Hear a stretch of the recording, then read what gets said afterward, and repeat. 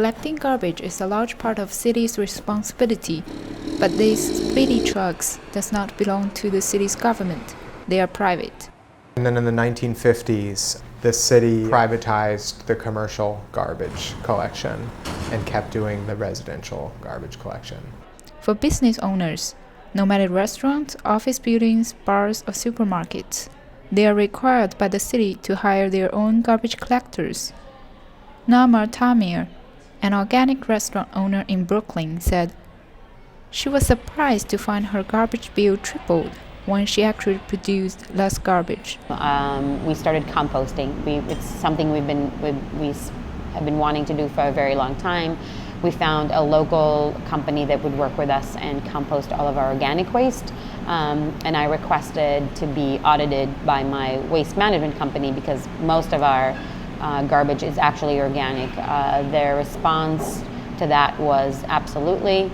And the next bill was twice as high as the bill that we've been getting for 4 years. A month after that, the same gentleman, our rep, came and said, oh, actually there was a mistake. It is actually tripled. I don't really think that they have the capability of weighing your garbage since there are no scales on the truck. So I think it's sort of just a fake kind of like measurement. We asked for the company how they make the measurement when they give a bill, but did not get a reply.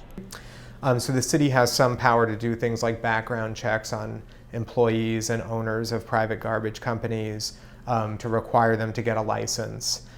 But the problem is the city doesn't really have any more legal teeth than that. Until this year, the city's Business Integrity Commission has authorized 209 private garbage companies to collect garbage. The maximum fees are a little bit more than $18 per cubic yard or $12 per 100 pounds. According to Tamir, the problems are more than this. Many times I've seen our garbage and our recyclable go on the same truck, meaning the glass and your regular garbage, which makes me pretty convinced that they are not being separated and the recycling isn't actually getting recycled.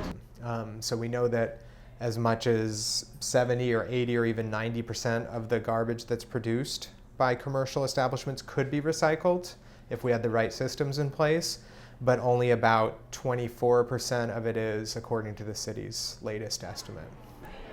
It is now around 12. These trucks just arrived at Lower Manhattan.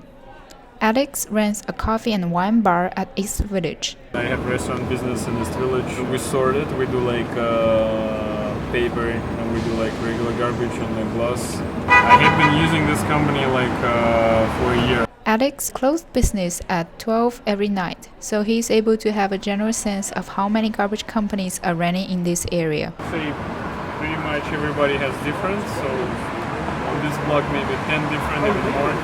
Yeah. You have trucks driving inefficient routes because they're going to scattered customers that they have, and they're always trying to recruit customers.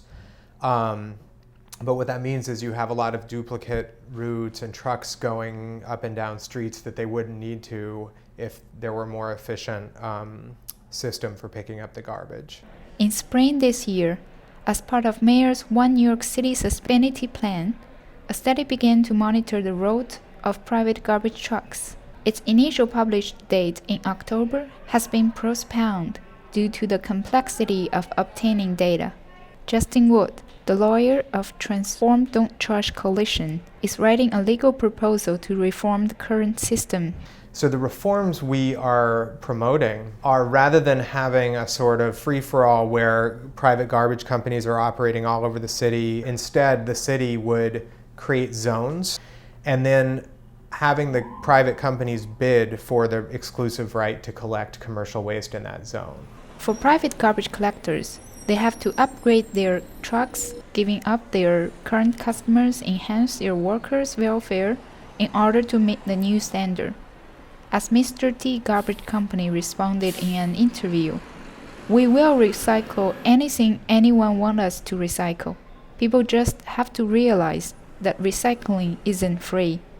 He says, every time you add another recycling stream, you add more trucks.